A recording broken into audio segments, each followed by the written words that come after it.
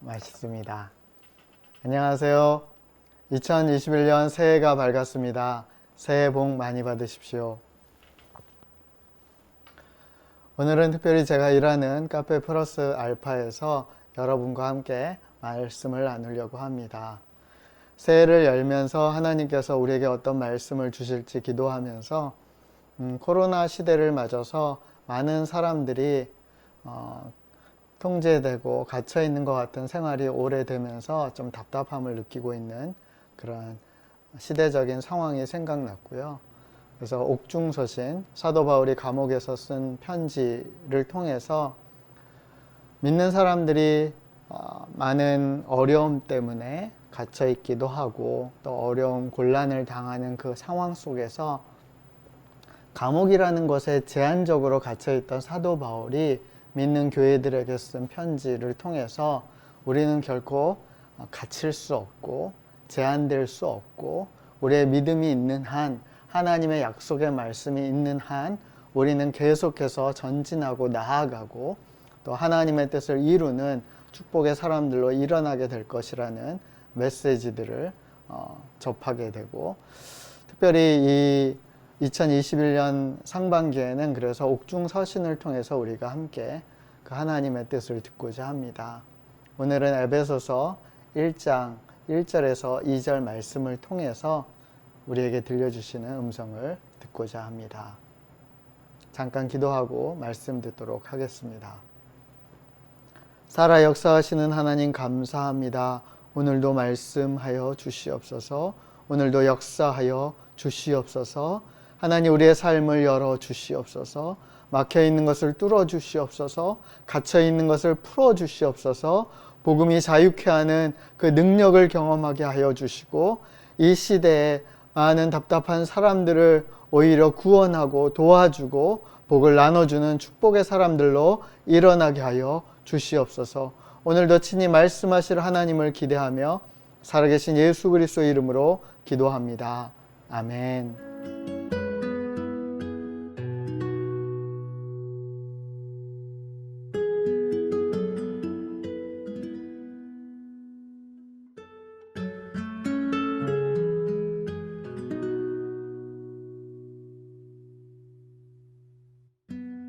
에베소서 1장. 하나님의 뜻으로 말미암아 그리스도 예수의 사도된 바울은 에베소에 있는 성도들과 그리스도 예수 안에 있는 신실한 자들에게 편지하노니, 하나님 우리 아버지와 주 예수 그리스도로부터 은혜와 평강이 너희에게 있을지어다. 우리가 인생을 살아가면서 여러 가지 복들이 있다고 합니다. 가장 대표적인 것은 건강, 그리고 가족, 좀 더 확장돼서 이야기하면 많은 인간관계의 복이죠. 친구나 아니면 좋은 공동체를 만나는 것과 같은 복. 그리고 또 많은 사람들이 재산을 언급하는데 저는 재산보다는 자신의 나됨을, 그리고 자신의 어떤 삶의 목적을 가장 잘 발현할 수 있는 직업을 갖는 것, 일을 갖는 것, 그것이 참 복된 것이 아닌가 싶고요. 마지막으로는 영적인 복이죠. 내 영혼이 잘됨처럼 범사에 형통하다라고 하나님 말씀하신 것처럼 우리의 영이 정말 하나님이 처음 창조하신 그 온전하신 모습처럼 그렇게 온전할 때, 우리가 정말 순전한 믿음으로 그렇게 우리의 영이 살아날 때 그보다 더 복된 것은 없지 않나 싶습니다. 여러 복 중에서 오늘은 특별히 나의 나됨을 발현할 수 있고 하나님께서 나를 이 땅에 보내주신 그 어떤 목적, 계획을 내가 펼칠 수 있는 일, 직업, 이것에 대해서 우리가 함께 말씀을 나눠보고자 합니다. 많은 사람들이 특히 이렇게 연말 연초가 되면 더 많이 생각하는 것이, 과연 이 일을 계속 해야 하나? 이 자리가 정말 내가 있어야 될 자리일까? 이 직장은 과연 나에게 맞는 걸까? 이런 직업 형태 업무가 나에게 적합한 걸까? 내가 이것을 언제까지 해야 될까? 다른 것이 나에게 더 맞지는 않는가? 이런 생각들을 하게 됩니다. 그리고 좀 더 근원으로 돌아가서 내가 왜 이 일을 하게 됐지? 정말 내가 바래서였을까? 아니면 부모님의 바램이었나? 아니면 그냥 어떻게 학교 가고 실력이 요만큼밖에 되지 않아서, 아니면 전공 선택이 이러해서 여차저차하니까 이럴 수밖에 없었나? 아니면 다 떠나서 먹고 살기 위해서 어쩔 수 없는 선택이었나? 여러 가지 그런 생각들을 하게 됩니다. 여러분은 어떠세요? 여러분은 지금 하고 있는 일에 만족하고 계십니까? 여러분은 그 일이 정말 여러분에게 적합하고 맞는 일이고, 여러분 정말 온전한 뜻 안에서 결정되었고, 또 그것을 성취해 가고 계십니까? 오늘 본문 1절에서 사도 바울은 이에 대해서 아주 선명하게 확신에 찬 선언을 합니다. 그것은 하나님의 뜻으로 말미암아 그리스도 예수의 사도된 나 바울, 그러니까 나는 하나님의 뜻으로 말미암아 사도되었다라고 선언합니다. 이보다 더 확실한 건 없죠. 그러니까 모든 게 세팅된 거예요. 나의 나됨, 내가 지금 사도된 것, 그것은 하나님의 뜻에 의해서 된 것이다 라고 바울은 선언합니다. 이렇게 선언할 수 있는 사람은 참 복된 것 같습니다. 왜냐하면 하나님의 뜻으로 말미암아 내가 무엇이 되었다라고 선언할 수 있다라는 것은 단지 이게 나에게 맞는 자리다 라는 의미를 뛰어넘는 굉장히 다양한 내용을 담고 있는, 풍성한 내용을 담고 있는 선언이기 때문에 그렇습니다. 내가 있는 이 자리가 정말 하나님의 뜻에 의해 있는 자리라면 우리는 많은 기대를 해도 충분한 거죠. 왜냐하면 거기에 하나님의 계획이 있다라는 의미이고, 그리고 하나님의 계획이 있고 약속이 있는 곳에는 많은 일들이 성취되고 열매 맺을 것이기 때문에 우리는 충분히 기대할 수 있는 거죠. 또 한 가지는 보장되는 것입니다. 하나님의 뜻이 있어서 내가 이 자리, 여기서 일하고 있기 때문에 보장되는 거죠. 어떤 보험도 해줄 수 없는 보장이 있는 거예요. 지금 당장은 불안하고, 지금 당장은 여러 가지 문제들 때문에 힘들지라도, 난 지금 여기 이 일하는 게 하나님의 뜻이야 라고 믿는다면, 그러면 이것을 통과하고 정금처럼 나올 그 상황, 그 시간에 대한 보장을 우리는 바라볼 수 있는 것입니다. 그렇기 때문에 우리 인생에서 나의 일, 나를 발현시킬 만한 어떤 직업을 갖는다 할 때 가장 중요한 이슈는 하나님의 뜻으로 말미암아 이것이 결정되었는가, 하나님의 뜻에 의해서 내가 지금 이 자리에 있는가, 거기에 나는 순종하고 있는가, 그 여부가 아닌가 싶습니다. 여러분, 이것은 단지 성직에 국한된 이야기는 아닙니다. 우리의 믿음의 뿌리인 종교개혁을 추진했고 또 이룰 수 있었던 가르침의 가장 핵심적인 것은 우리가 잘 아는 것처럼 칭의론, 이신칭의, 믿음으로 의롭게 된다라는 메시지입니다. 그런데 당시 많은 사람들과 사회에 영향력을 줬던 가르침은 루터가 주창한 만인 제사장 이론이죠. 베드로전서 2장 말씀처럼 모든 사람은 왕같은 제사장이다. 그러니까 직업의 어떤 귀천에 상관없이 모든 이들은 하나님께서 제사장으로 세우셨고 이 땅에서 그렇게 예배하고 또 하나님을 영화롭게 하는 그런 삶을 살도록 부름받았다라고 주창하는 것입니다. 그래서 루터는 신의 부르심이라는 그 의미를 갖는 단어와 같은 의미로 직업이라는 단어를 이야기하고, 모든 세속적인 직업, 어떻게 보면 세속적인 직업이라는 것도 사실 굉장히 이분법적인 거죠. 그러니까 모든 직업의 사람들로 하여금 하나님의 부름받은 자리에 내가 지금 일하고 있다라는 것을 깨닫게 하고 그것을 통해서 삶을 풀어갈 수 있도록 도와줍니다. 한마디로 세상의 많은 직업들이 하나님의 소명이라는 것을 밝히고 있는 것입니다. 그렇다면 세상에 있는 수많은 직업들이 다 하나님의 거룩한 소명일까요? 그렇지는 않습니다. 거기에는 전제 조건이 있습니다. 루터는 탑상 담화에서 다음처럼 가르칩니다. 각자 자기 직업을 통해 이웃을 섬기는 일이 곧 세상을 예배로 가득 채우는 길이다. 종교개혁을 일으켰던 주체 중에 한 명인 칼빈 역시 어떠한 직업이라도 하나님의 영광을 위한 봉사의 현장이 되어야 된다라고 강조합니다. 그러니까 그 두 사람의 이야기를 좀 종합해서 이야기한다면 우리의 직업이 거룩한 소명이 되고자 한다면 거기에는 두 가지 기본 전제가 깔려야 되는데, 첫 번째는 하나님을 영화롭게 하는 것, 하나님을 예배하는 것이 되어야 된다. 가 첫 번째고, 두 번째는 이웃을 섬기고 사랑하는 것, 그것으로 열매 맺어져야 된다라고 가르쳐 주고 있는 것입니다.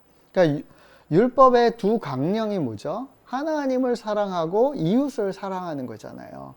그러니까 이 율법의 두 강령이 깔려 있을 때, 그것에 기초할 때 우리의 직업, 우리의 일은 하나님의 거룩한 소명이다라고 가르쳐 주고 있는 것입니다.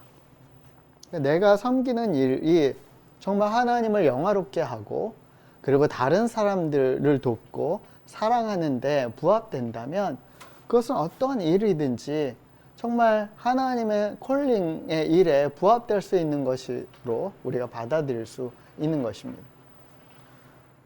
근데 오늘날 문제는, 제일 큰 문제는 그 가장 기본이 되는 기준보다 더 중요한 기준이 늘 모든 것을 좌우하기 때문에 우리는 어떤 큰 벽과 마주하게 돼요. 그 기준이 뭐죠? 돈입니다. 돈. 많은 사람들이 직업을 선택할 때 이 돈이 기준이 되는 거예요. 물론 돈이 우리가 직업을 선택할 때 중요한 선택의 어떤 잣대가 되는 것은 맞습니다. 그것이 그리고 주는 유익이 있고 필요가 있습니다.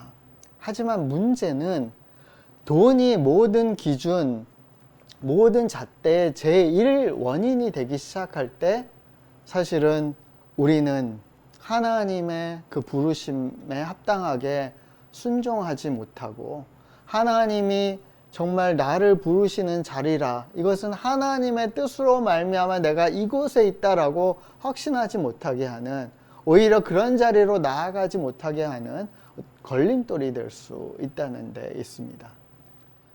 너희는 이 세대를 본받지 말고 오직 마음을 새롭게 함으로 변화를 받아 하나님의 선하시고 기뻐하시고 온전하신 뜻이 무엇인지 분별하도록 하라. 그러니까 우리가 이 세대를 본받아서 자꾸만 이 돈이 앞서는, 돈이 모든 것을 가치를 따지고 돈이 기준이 되는 이 세대를 본받지 않아야지 우리는 하나님의 뜻으로 말미암아 내가 일해야 될 그 자리에 있을 수 있는 거죠. 그러기 위해서 우리는 오로지 마음을 새롭게 하는 결단, 하나님으로부터 오는 그 변화를 받아들일 필요가 있습니다. 그렇게 할 때 비로소 우리는 하나님의 선하시고 온전하신 뜻이 무엇인지를 분별하고 그 하나님께서 기뻐하시는 나의 그 자리, 그 일 현장에서 기쁨으로 함께 반응하고 일할 수 있게 되는 것입니다. 여러분, 생업으로서의 직업을 경시하거나 가볍게 생각하자는 의미가 아닙니다. 우리가 직업을 통해서 우리의 생활에 필요한 것들이 공급되는 것이 차단되거나 제한되거나 어려움을 겪게 된다면 그 안에서 우리가 현실적인 확인을 할 필요가 있는 거죠. 하지만 누차 강조하는 것은 우선순위가 뒤바뀌는 일은 우리가 막아야 된다는 것입니다. 먼저 그의 나라와 의를 구하라, 그리하면 이 모든 것을 더하시리라 라고 예수님께서 강조하신 것처럼 우리가 하나님의 뜻으로 말미암아 쓴 자리에서 하나님을 영화롭게 하는 일, 이웃을 정말 사랑하고 섬기는 일을 하면 하나님의 나라를 위하면 그 필요한 모든 것을 하나님이 더하신다는 그 약속을 붙잡고 나가는 거죠. 그럼 공급이 오는 것입니다. 때로는 돈이 오는 것이고, 때로는 생필품이 오는 것이고, 때로는 하나님께서 여호와 일에 채우시는 놀라운 은혜를 경험하게 될 것입니다. 근데 이것이 뒤집히면 아무것도 일어나지 않는 거예요.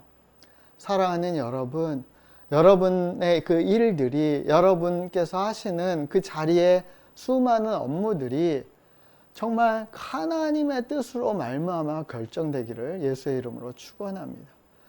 당장 돈이 안 될지라도 이게 하나님을 영화롭게 하는 일이고, 이게 다른 사람들을 돕고 섬기는 일이다. 그래서 내가 기꺼이 그것을 하겠다라고 여러분이 결정하고 그 일을 하기 시작한다면, 여러분의 재능을 발휘해서 뭔가 일을 하기 시작한다면, 원컨대 하나님이 그 일을 축복하시기를 원합니다. 원컨대 하나님께서 여러분의 필요한 것을 더하여 주시기를 축복합니다. 원컨대 그 일을 통해서 여러분이 견고한 여러분의 일자리, 여러분의 직업, 여러분의 어떤 생업들이 더 아주 탄탄하게 세워져 가기를 간절히 축원합니다. 그래서 여러분이 복의 근원이 되시는 일이 여러분의 그 직업을 통해서도 확고하게 세워져 가기를 간절히 축원합니다. 하나님의 뜻으로 말미암아 나는 어디에서 어떤 일을 해야 하는가? 이 질문에 대해서 우리가 힘써 기도하고 하나님의 뜻을 구하고 또 응답받게 되기를 간절히 소원합니다. 그리고 하나님께서 나를 그 일하는 자리에 부르셨다면 그 일이 어떠한 일이든 정말 주께 대하듯이 성심성의껏 우리가 일하기 시작할 때 그 일을 통해서 다른 사람들이 섬김을 받게 되고, 그리고 그 섬김을 받는 그 기쁨 속에서 많은 사람들이 나로 하여금 이 일을 하게 하시는 그 하나님을 높이고 하나님께 영광을 돌리고 하나님을 인정하게 되는 그런 자연스러운 선순환이 일어나게 될 줄 믿습니다. 그 자리가 예배의 자리, 하나님을 영화롭게 하는 그런 현장이 될 줄 믿습니다. 저와 여러분의 삶의 그 자리가 그렇게 복되기를 간절히 소원하고 축복합니다. 하나님의 뜻으로 말미암아 부름받은 자리가 맞다라고 확인이 된다면 우리는 다음 스텝으로 넘어갈 필요가 있습니다. 그것은 이 부름받은 자리에 걸맞는 자격을 내가 갖고 있는가를 확인하는 것입니다.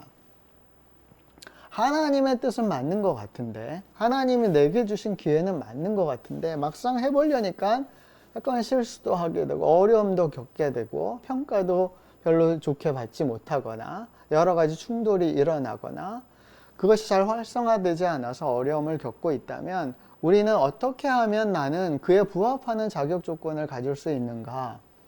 그것을 위해서 나는 어떤 노력들을 해야 되고, 또 성경은 그 부합되는 사람이 된다라는 것은 무엇을 의미하는지, 가르치고 있는지 그것을 좀 찾아볼 필요가 있습니다.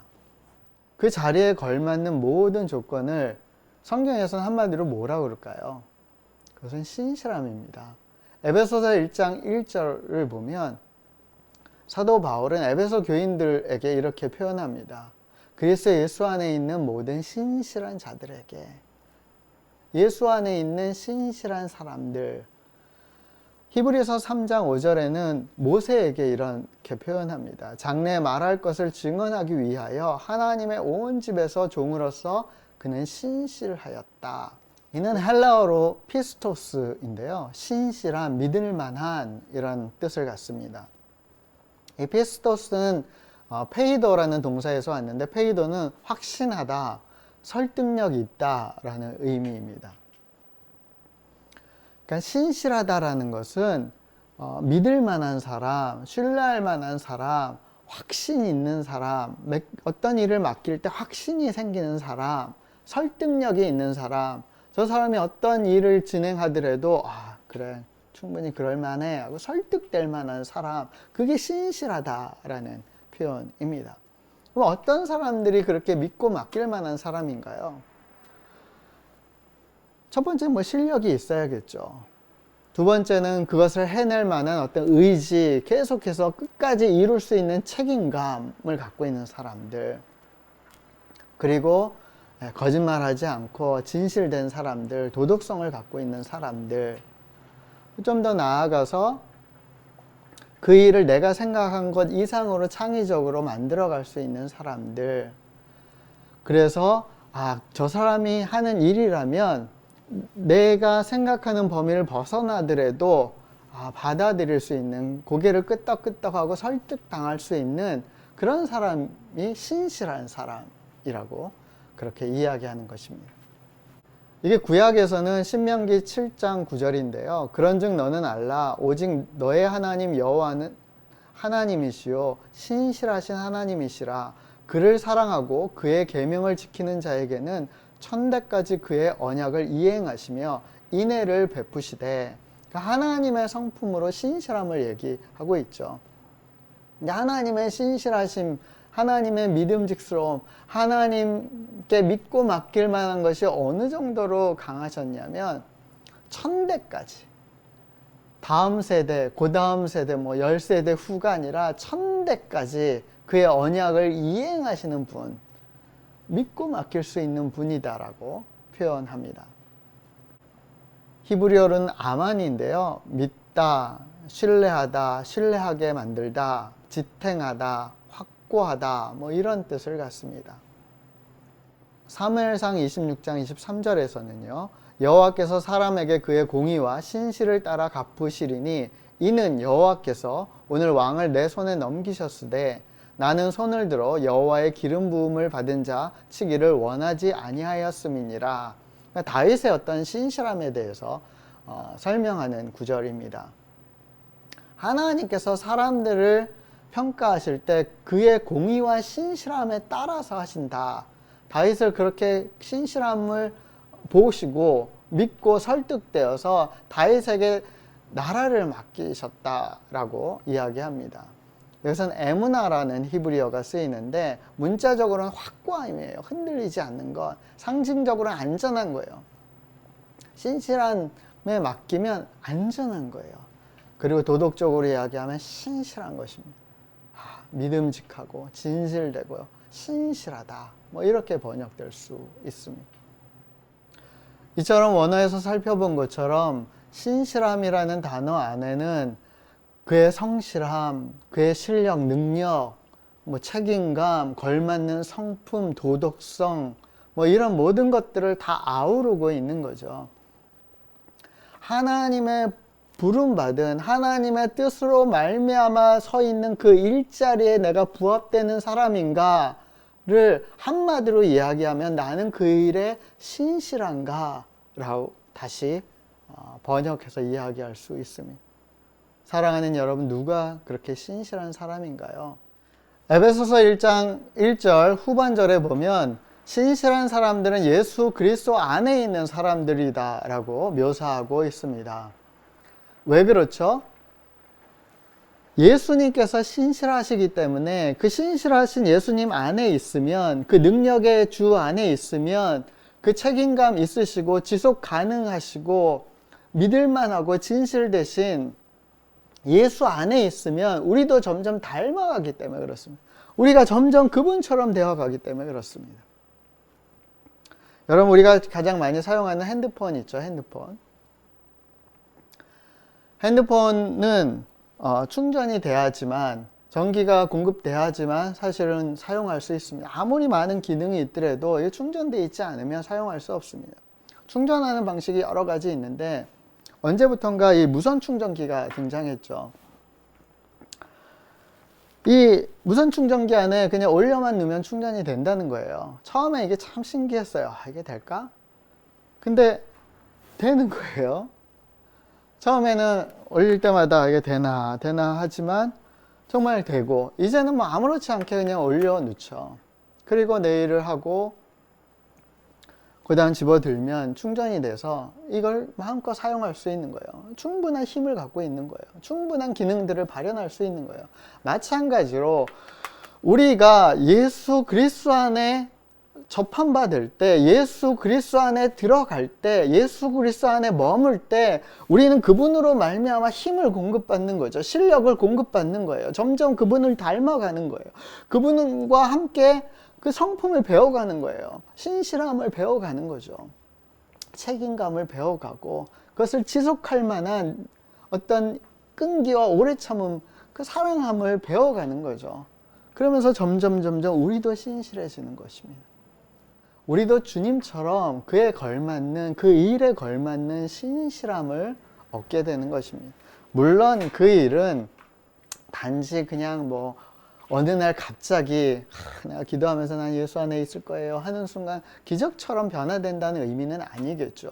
날마다 우리가 점진적으로 예수 안에 들어가서 작은 일 하나도 주님께 대하듯이 주님께서 어떻게 하셨는지 내가 따라하면서 진실됨으로 하면서 사랑을 다해서 하면서 노력하고 반복하고 연습하고 누구를 대하든지 거짓 없이 진실되게 하면서 점점 그것은 강화되어 갈 것입니다. 거기에는 아마 눈물 어린 연습과 수고와 노력과 헌신이 필요하겠죠. 하지만 분명한 것은 우리가 그렇게 예수 그리스도 안에서 그렇게 나아갈 때, 신실함을 배워가기 시작할 때 우리는 신압으로 정말 신실한 사람, 그 자리에 걸맞는 자격을 갖는 그런 사람으로 세워져 가게 될 것이라는 것입니다. 오늘날 구직자들이 일자리를 찾기 참 어려운 시대를 우리는 살고 있습니다. 하지만 뒤집어 보면 사원들을 뽑는 회사 역시 정말 믿고 맡길 만한 인재가 없다라고, 인재를 찾는 게 하늘의 별 따기만큼 어렵다라고 이야기합니다. 그러니까 믿고 맡길 만한 사람들, 신실한 사람들, 그런 사람들을 세상의 많은 직업들, 세상의 많은 회사들조차 찾고 있는 거죠. 그럼 바로 그런 사람, 신실한 사람 누가 돼야 되겠습니까? 믿음으로 살아가는 사람들, 예수 그리스도 안에서 예수님처럼 살기를 원하는 예수의 제자들, 그럼 우리들이 그런 자리에 있어야 되지 않겠습니까? 우리가 그에 부끄럽지 않게 있어야 되지 않겠습니까? 오늘날 사회에 많은 리더십들이 붕괴되고 있습니다. 그거는 정치, 경제, 교육, 문화 여러 부분에서 무너지고 있죠. 이거는 단지 우리나라의 일이 아니라 전 세계적으로 일어나고 있습니다. 요즘에 그래서 제가 좀 간절히 기도하는 것은 다음 세대만큼은 교회가 진짜 이 사회의 인재들을 좀 길러냈으면 좋겠다라는 간절한 소원이 있습니다. 우리의 자녀들이, 다음 세대들이 정말 그런 신실한 사람들로 사회 구석구석에서 빛을 발했으면 좋겠다는 간절한 소원이 있습니다. 그러기 위해서 우리가 진짜 예수 안에서 살아가는 건, 예수 안에서 하나님의 뜻으로 말미암아 일하고 작은 일에 충성된 하나님의 착하고 충실한 종이 되는 것이 무엇인지를 우리가 먼저 시작해야 되고 우리 다음 세대들에게 그것에 본이 되어야 될 줄 믿습니다. 우리가 막 거창하게 큰 일을 이루고가 아니라 이 작은 일의 신실함을 통해서, 가정에서 행하는 그 조그만 일의 신실함을 통해서도 그 일은 충분히 가능할 것이라고 믿습니다. 사랑하는 형제 자매 여러분, 하나님께서는 당신의 뜻대로 우리가 바로 이 자리에서 그 일을 감당하기를 원하시고, 지금 시작하기를 원하시고, 예수 그리스도 안에서 우리의 신실함을 통하여서 영광 받으시기를 원하고 다른 이웃들을 축복하기를 원하십니다. 우리 그 일을 시작하지 않겠습니까? 에베소서 1장 2절입니다. 하나님 우리 아버지와 주 예수 그리스도로부터 은혜와 평강이 너에게 있을지어다. 하나님 우리 아버지, 그분 뜻 안에 부름받은 우리들이 예수 그리스도 그분 안에서 신실함을 점점 키우고 작은 일 하나하나에 정말 우리의 정성을 쏟고 마음을 다해서 하기 시작할 때 하나님의 은혜와 평강을 우리에게 쏟아 부으셔서 그 일이 열매 맺고 그 선한 일, 그 빛의 열매가 드러날 때까지 우리를 지속 가능한 사람들로 축복하실 것이다 라고 말씀하는 것입니다. 사랑하는 여러분, 여러분이 그런 신실한 사람이 되기를 예수의 이름으로 축원합니다. 은혜와 평강이 여러분에게 있을지어다 축복합니다. 하나님께서 2021년 이 한 해를 통해서 그 일하는 그 자리, 여러분이 있는 그 자리에서 그 일을 성취하시길 간절히 소원하고 축복합니다. 우리 기도하겠습니다. 사랑의 하나님 아버지, 감사합니다. 하나님의 뜻으로 말미암아 내가 이 자리에 있고, 하나님의 뜻으로 말미암아 내가 목사가 되었고, 하나님의 뜻으로 말미암아 우리 사랑하는 형제 자매들이 각자 일자리에서 일하고 있음을 감사합니다. 그에 부합되는 자격을 우리가 가질 수 있도록 우리가 예수 그리스도 안에서 신실함을 배우게 하여 주시고, 그 신실함을 매일매일 삶 속에서 매일매일 우리가 일하는 그 현장에서 성실하게 책임을 다하여서 사랑을 다하여서 쏟아내게 하여 주시고, 그 일을 통하여 하나님을 예배할 뿐 아니라 이웃들을 사랑하고 섬기고 복음을 증거할 수 있도록 이끌어 주시옵소서. 한국교회가 정말 신실한 일꾼들을 길러낼 수 있는 모판이 될 수 있도록 하나님, 우리 교회의 그 밑바닥을 기경하여 주시고 새롭게 하여 주시고 순전한 믿음으로 그 신실함으로 다시 일어날 수 있도록, 예수 그리스도의 신실하심처럼 우리도 신실할 수 있도록 우리를 이끌어 주시옵소서. 2021년을 주님께 올려드리오니 주님 축복하여 주시고 역사하여 주시고, 하나님 2021년이 끝났을 때는 하나님 나를 이곳에서 일하게 하심을, 이곳에서 복의 근원되게 하심을 감사합니다. 내가 왕같은 제사장으로 이 땅에 있게 하심을 감사합니다라고 고백하는 우리 모두가 되기를 간절히 소원하고 의탁드리오니 주여 이끌어 주시옵소서. 감사드리며 살아계신 예수 그리스도 이름으로 기도합니다. 아멘. 할렐루야. 하나님의 뜻으로 부름받은 여러분, 바로 그 자리에서 축복의 사람, 바로 그 신실한 사람이 되시길 예수의 이름으로 축원합니다. 한 주 동안 평안하십시오. 맛있어요. 우리 카페 플러스 알파 커피. 좋습니다. 할렐루야.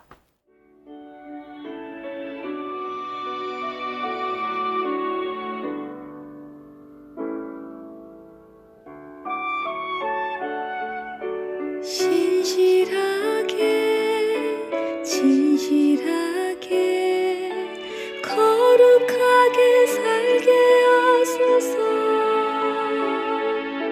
신실하게 진실하게 거룩하게 살게 하소서.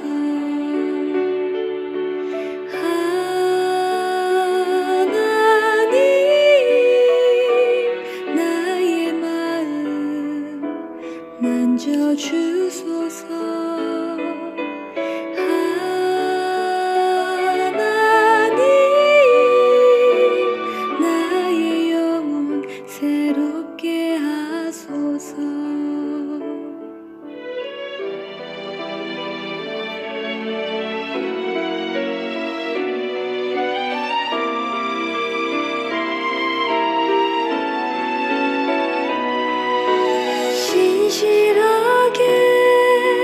진실하게 거룩하게 살게 하소서. 신실하게